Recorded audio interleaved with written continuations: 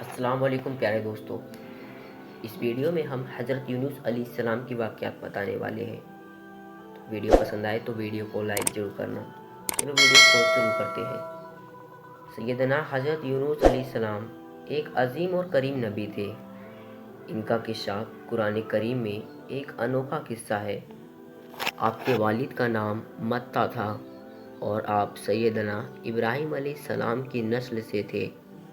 آپ کا ایک نام ذونوح بھی ہے، یعنی مچھلی والے۔ اسی طرح آپ کو شہیب الہود بھی کہا جاتا ہے۔ اللہ تعالیٰ نے آپ کو ان سب ناموں سے پکارا ہے۔ اللہ تعالیٰ نے حضرت یونس علیہ السلام کو نینوا بستی کی طرف رسول بنا کر بھیجا۔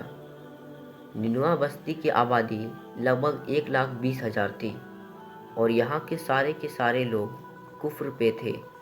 یونس علیہ السلام انہیں سال در سال دعوت دیتے رہے، لیکن وہ اپنے کفر پر ہی ڈٹے رہے۔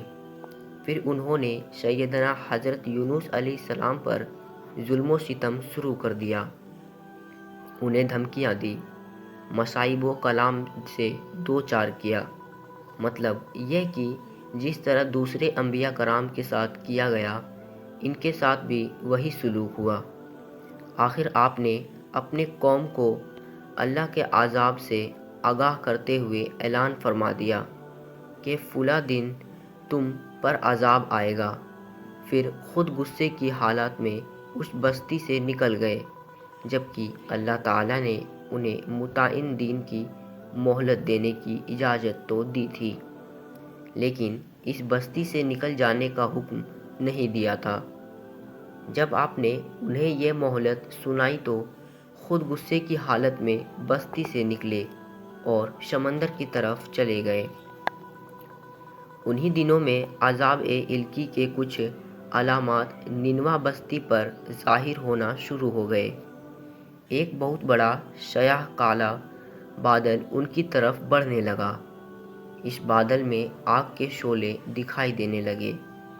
ان لوگوں نے یہ بادل ان متعین دنوں میں سے پہلے ہی دن دیکھ لیا۔ اس کو دیکھتے ہی وہ سمجھ گئے کہ جس طرح سیدنا یونس علیہ السلام نے انہیں آگاہ کیا تھا، یہ عذاب ان پر نازل ہو کر رہے گا، اور جو عذاب سیدنا لوط علیہ السلام کی قوم پر آیا تھا، وہ اس کے بارے میں بھی اچھی طرح جانتے تھے۔ وہ بستی ان کی بستی کے قریب ہی تھی، اس لیے وہ ڈر گئے۔ ان کے سردار جمع ہوئے اور کہنے لگے، جیسے تم سے پہلے لوگوں پر عذاب اترا کرتے تھے، تم پر بھی یہ نازل ہو کر رہے گا۔ جلدی کرو، سب جمع ہو جاؤ۔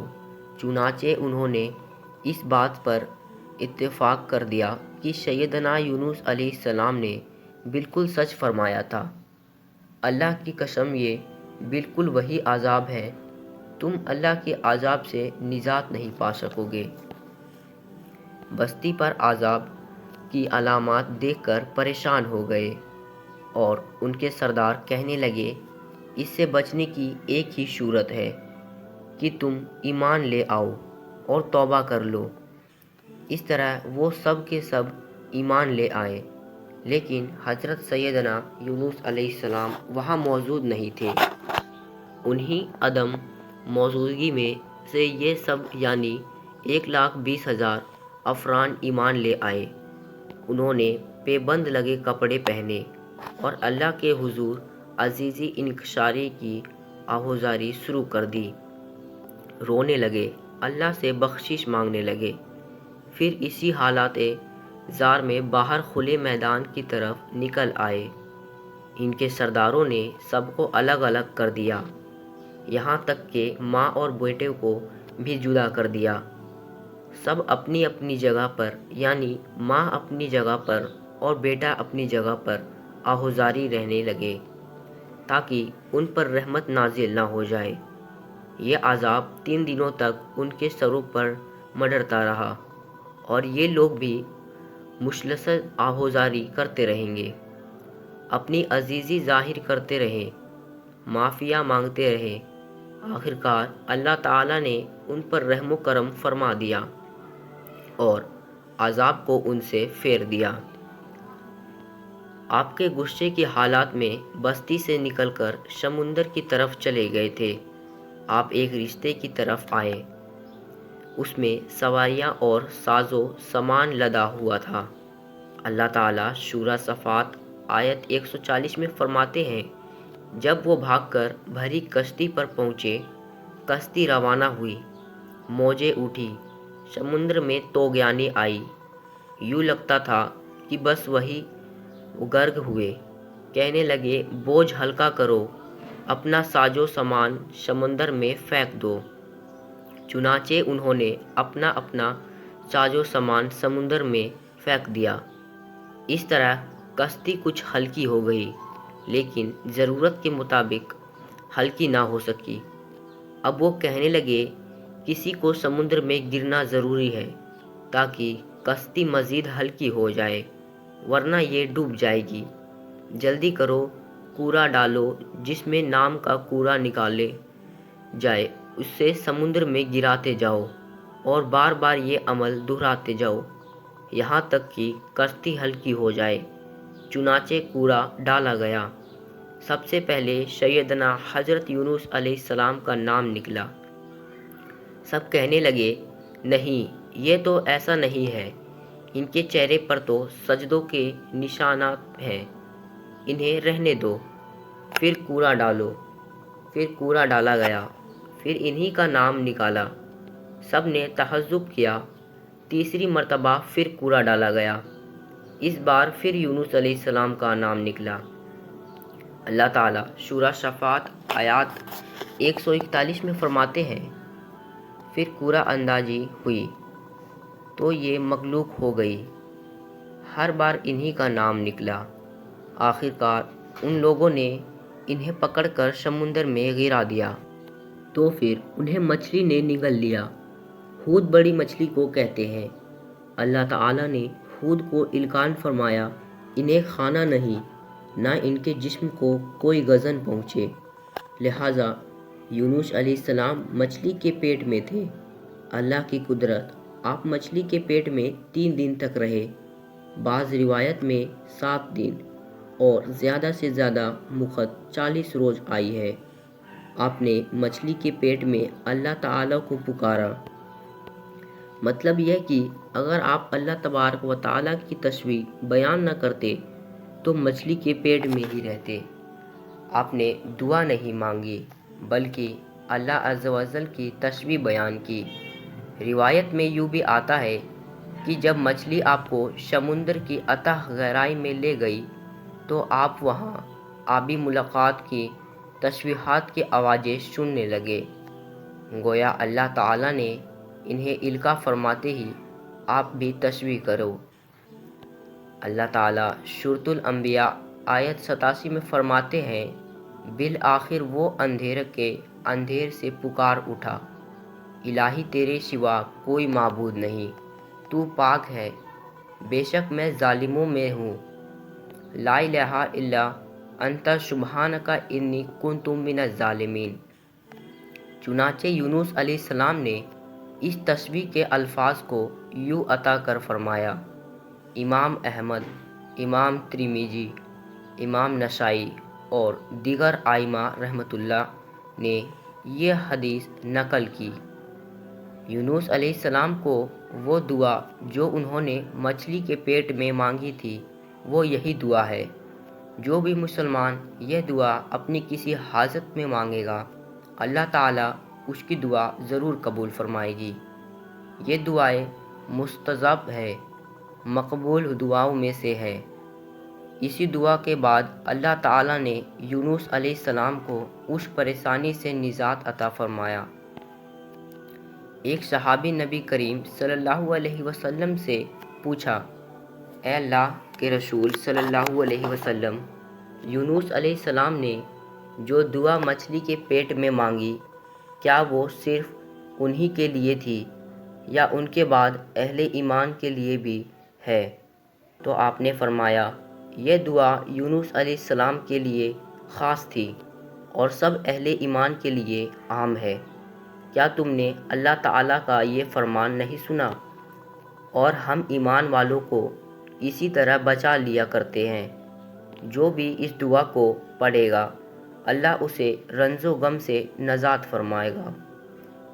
ایک قول کے مطابق تقریباً 40 روز آپ کی شب و راز یہی دعا رہی۔ اس مہد کے ختم ہونے پر اللہ تعالیٰ نے آپ کی دعا کو قبولیت بخشی۔ مچھلی ساحل پر پہنچی، انہیں کنارے پر ڈالا اور واپس چلی گئی۔ اس بات کو اللہ تعالیٰ نے سورۃ الصافات 145 میں یوں بیان فرمایا ہے، پس اسے ہم نے چٹیل میدان میں ڈال دیا اور وہ اس وقت بیمار تھے، آپ وہاں اسی طرح لیٹے رہے۔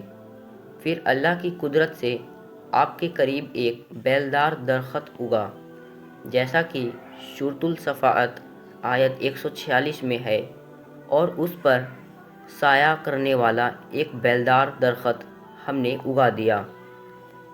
اس کہو کے درخت میں متعلق مؤرخین کا کہنا ہے کہ اللہ تعالیٰ نے اس درخت کا انتخاب اس لیے فرمایا تھا کہ اس درخت کے پتے چوڑے ہوتے ہیں، ان کے سائے میں انہیں ڈھانپ دیا گیا تاکہ ہوا سے اذیت نہ پہنچے، اس لیے کہ ان کے جسم میں جلدی اتر گئی تھی۔ پھر اس درخت سے اچھی خوشبو بھی آتی تھی۔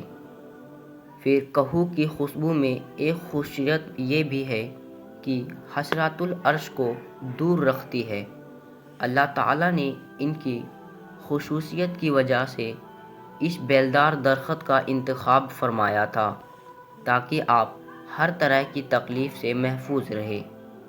اے اللہ کی قدرت، سبحان اللہ۔ اسی طرح مفسرین یہ بھی کہتے ہیں کہ اللہ تعالیٰ نے ان کے پاس ایک پہاڑی بکری بھیج دی، وہ آپ کے قریب آتی اور پھر سے اوپر اپنی ٹانگیں پھیلائی کھڑی ہو جاتی، اس طرح اس کے تھن آپ کے منہ میں چلے آتے اور آپ ان کے خواہش کے مطابق دودھ پیتے۔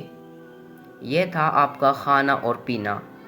رفتہ رفتہ آپ کی حالات بہتر ہو گئی، توانا اور تندرست ہو گئے، پھر آپ اٹھنے کے قابل ہو گئے، اور یہ سب اللہ تعالیٰ کی مہربانی سے۔ جب آپ کی صحت لوٹ آئی تو اللہ تعالیٰ نے آپ کو پھر آپ کی قوم کی طرف بھیجا، جیسا کہ سورۃ الصافات کو آیت 148 میں ہے، اور ہم نے اسے 1,00,000 بلکہ اور زیادہ آدمیوں کی طرف بھیجا، پس وہ ایمان لے آئے اور ہم نے انہیں ایک زمانے تک عیش و عشرت دی، وہ سب کے سب آپ پر ایمان لے آئے تھے۔ اللہ تعالیٰ نے اس قصے کے ذریعے نبی کریم صلی اللہ علیہ وسلم کو اشارہ فرمایا کہ دعوت دیتے ہوئے اکتانا نہیں۔ اللہ تعالیٰ سورۃ الکلام آیت 48 میں فرماتے ہیں، اور مچھلی والے کی طرح نہ ہو جائیے، ان لوگوں کو دعوت حق دیتے رہیے۔ دیکھیے وہ سال در سال دعوت دیتے رہے لیکن اکتائے نہیں، ان سے مایوس نہیں ہوئے۔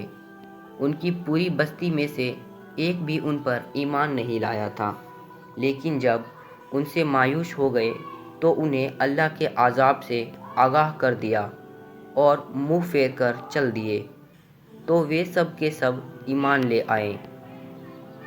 سبق: اس قصے میں بہت بڑا سبق ہے کہ کسی بھی حالت میں اللہ کی رحمت سے مایوس نہیں ہونا چاہیے، اور نہ ہی ہدایت کے معاملے میں اپنی ذات پر بھروسہ کرنا چاہیے۔